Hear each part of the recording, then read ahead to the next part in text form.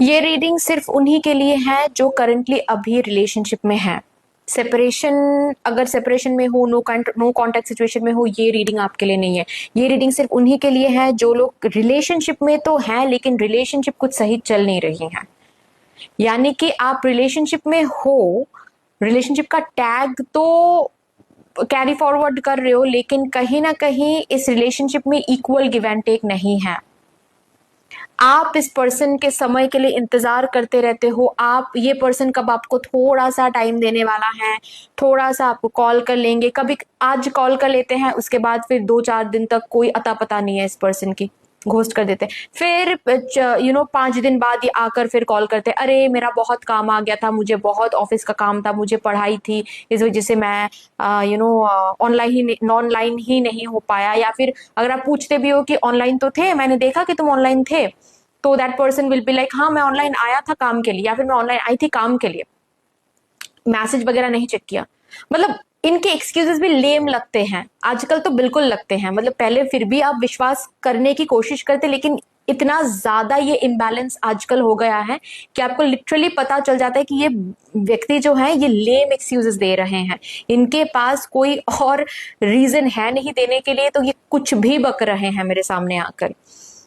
काफी ज्यादा इम्बैलेंस दिख रहा है मुझे, बट कनेक्शन में हो, मतलब कनेक्शन को छोड़ा नहीं है, हालांकि इम्बैलेंस काफी ज्यादा है, कनेक्शन को छोड़ा नहीं है आपने अभी तक।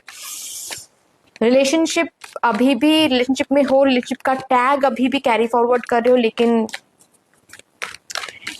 ये पर्सन जैसे कि अपने हिसाब से आपको यूज करते हैं। मतलब जब इनको समय होता है तब आपसे बात कर लेते हैं, जब इनको समय नहीं होता है तब आपसे बात नहीं करते हैं।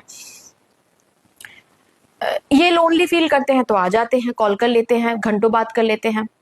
ये ये बहुत बिजी होते हैं, या फिर नॉट बिजी बट दोस्तों के साथ होते हैं। जब ये लोनली फील नहीं करते, सपोज आप लोनली फील करो लेकिन ये लोनली फील नहीं कर रहा है, आप इनको कॉल कर लो, ये ज्यादा देर तक बात नहीं करेंगे, कुछ ना कुछ रीजन दे देंगे, कुछ ऐसा रीजन कि आप इसके उसके बाद कुछ बोल भी नहीं पाते हो कि मेरे साथ प्लीज रहो 2 मिनट के लिए, 5 मिनट के लिए, क्योंकि रीजन ही ऐसा बढ़ा चढ़ा के बोलते कि अरे बाप रे, मेरी मेरा तो ये काम आ गया है, मेरे दोस्त का तो ये एक्सीडेंट हो गया, मुझे अभी जाना पड़ेगा, है ना। तो काफी इम्बैलेंस दिख रहा है इनके लिए। आप बहुत करते हो, बहुत।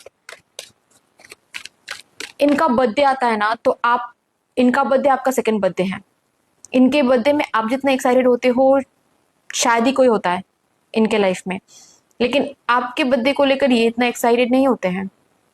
मतलब दिस काइंड ऑफ इम्बैलेंस, आप बहुत वैल्यू करते हो इस पर्सन की रिस्पेक्ट वैल्यू बहुत करते हो। नॉट ओनली मतलब इस पर्सन के लिए बहुत करते हो, फाइनेंशियली भी बहुत हेल्प करते हो, लेकिन ये पर्सन उस हिसाब से आपको कभी वैल्यू इन्होंने किया नहीं है जो वैल्यू आप डिजर्व करते हो। देखते हैं क्या मैसेज आ रहा है। फर्स्ट चक्रा आर्कएंजल माइकल। सच से भाग रहे हो और सच्चाई यही है, सुन लो इस रीडिंग में, सच से ना आप लोग भाग रहे हो काफी समय से। भागने की बात किया मैंने। Action, the sun, bottom of the deck है द थिंकिंग वुमन। सीधी सी बात है, चीजें आपके सामने हैं। आप ना बहुत सारे मे बी टैरो रीडिंग्स देखते हो या फिर पर्सनल रीडिंग भी करवाते हो कि क्या ये पर्सन मुझसे प्यार करते हैं, क्या ये पर्सन कभी मेरे वैल्यू समझेंगे, क्या ये पर्सन चीट तो नहीं करते, ये पर्सन झूठ तो नहीं बोलते। बहुत सारी चीजें आप पूछते रहते हो एस्ट्रोलॉजर से, न्यूमरोलॉजिस्ट से, टैरो रीडर से, बहुत सारी रीडिंग्स वगैरह आप लेते रहते हो।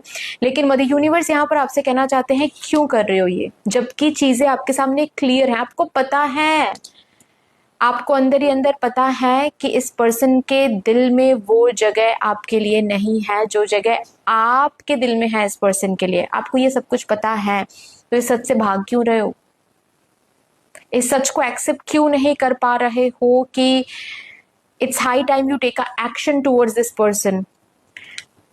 एक्शन आपके हाथ में है या फिर फ्यूचर आपके हाथ में है। आप अगर ऐसे ही लेस के लिए सेटल करते रहोगे डियर, ये पर्सन कभी नहीं समझेंगे आपकी वैल्यू क्या है, क्योंकि इनको लग रहा है कि आप ऐसे ही ट्रीटेड होने के लिए बने हो। ऐसे ही ट्रीट करेंगे, आप मान तो रहे हो, आप हो तो ना साथ, कुछ बिगड़ तो नहीं रही है। ये पर्सन कभी नहीं समझेंगे आपकी वैल्यू। ये पर्सन तभी समझेंगे आपकी वैल्यू जब आप खुद को वैल्यू दोगे, यानी कि खुद की वैल्यू समझ के जब आप स्टेप बैक करोगे कि देखो भाई इस तरीके से रिलेशनशिप नहीं चल सकता। either you do like this, either you value me like this, either you treat me special, और I'm backing off, मैं जा रही हूं या फिर मैं जा रहा हूं। अगर ठीक से वैल्यू नहीं देना है तो प्लीज डोंट कॉल मी।